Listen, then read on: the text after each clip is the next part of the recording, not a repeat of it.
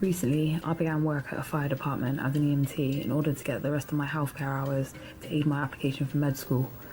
I've noticed an interest people have with these first response and emergency personnel stories, so I figured I'd come and tell you some of my stories. I want people to understand that things in this world aren't always as they seem, and to question things that don't make sense. This story was during my second week on the job.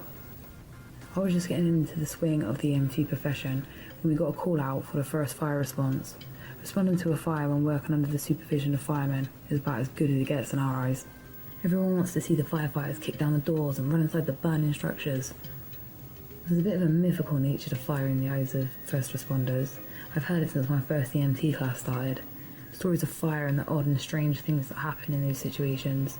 Many believe that fire causes physics to break down and that things that happen don't quite add up.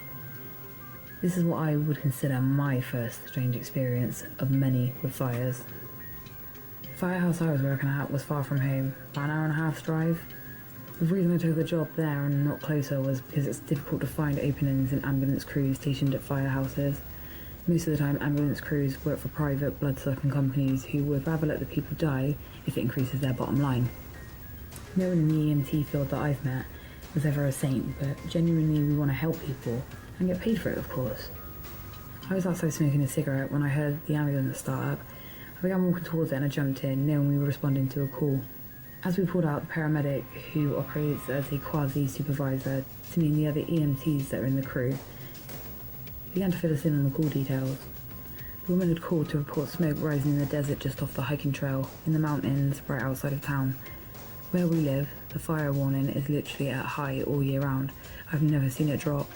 Brush fires in the desert, like forest fires, can be minor one minute and can be thousands of acres the next. Apparently, the call had been marked as a fire and possible SMI. SMI stands for severe mental illness. There wasn't a description of why it was labelled SMI, but that's why we were called out. SMI individuals are not capable legally of refusing transport to a hospital, so we have to take them. The fire and the call had been reportedly marked at the trail on the mountains 100 metres off the Abdul Trail, right at the fork. The paramedic said, not a clue where that is, but that's why we weren't in charge. We arrived at 4 in the afternoon and all of us had to hike half a mile down the trail, then 100 metres off the trail and down some tough terrain. 4 firefighters, the paramedics and us, 2 MTs, finally got to the spot where we believe the call originated from. Dispatch had an attempt to regain contact with the caller as we approached the scene, but was apparently unable to. The closer we got, the stronger I could smell the stench of charred wood. We didn't see any smoke. This was unusual because fires big enough to generate that smell are almost always too big to go out on their own, or with professional equipment for that matter. What's more, fires spew smoke for hours after they've been put out unless the area is literally saturated through with water or flame retardant chemicals. There was no sitting water anywhere, as we're on the side of a desert mountain.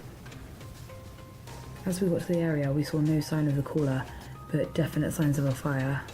As we approached a flat area, we saw a large circle with a diameter of probably about 15 to 20 feet.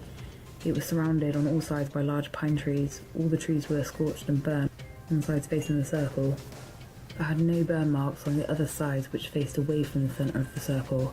The ground inside the circle was light, deep dirt, which was different than all the soil in the area outside of the circle.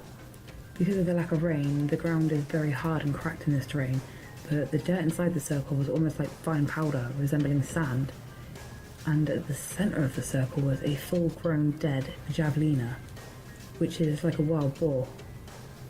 Usually, these animals have an unholy stench you can smell for like hundreds of feet. This one had no noticeable smell. As we got closer to and eventually entered the circle, we all noticed how high the burn marks went up on the trees. I mean, these trees were probably 60 feet high and the scorch mark went 4/5 of the way up. I recall a firefighter making a comment about how a fire that high should have had enough heat behind it to incinerate the dry pines.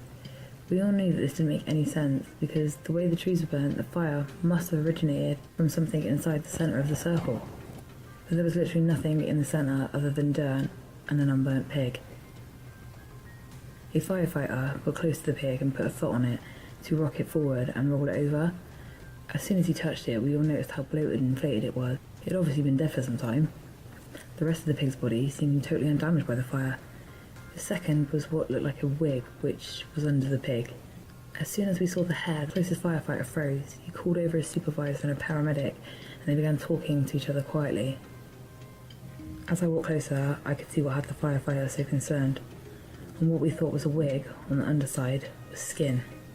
Actually, it was a scalp. It was not a wig. It was someone's actual hair. A woman's hair. It was about a foot in length and coloured a light browny blonde.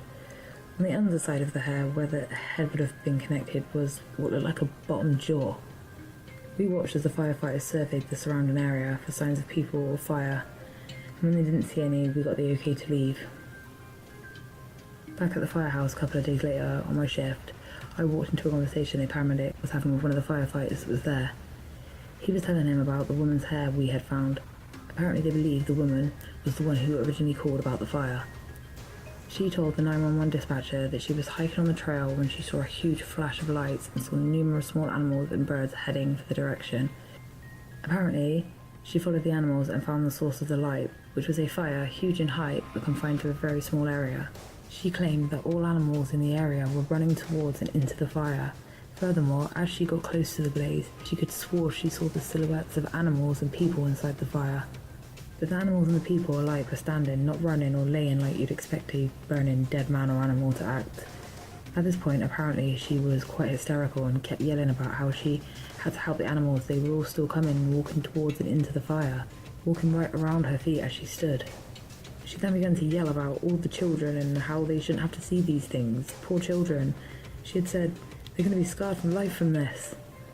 Shortly after the dispatcher lost contact with the caller, they believed the woman, who had no previous history of mental illness, not even depression or occasional anxiety, walked directly into the flames shortly after hanging up from the operator. Somehow, she was totally incinerated, except for her hair and part of her face. They found no other traces of her and no tracks leading anywhere else. They had an arson investigator come look at the scene, which is mandatory whenever anyone dies by fire in our country. His assessment was that the fire was of an unknown origin, of an unknown fuel. Fuel is what they call whatever was burning. For example, with a house fire, they will say that the drywall and the wood supports were the fuel, if that was the case. Knowing what the fuel was is very important into understanding the way the fire behaved compared to how it should have. An arson investigator, his job is to determine if a fire started and behaved naturally and normally or abnormally, which would indicate arson and claim one's life. They said that they found no soot or ash on the hair, pig, dirt or trees, no trace of another person or animal other than the woman. Apparently her death was ruled an accident due to fire, but they never found the body to examine.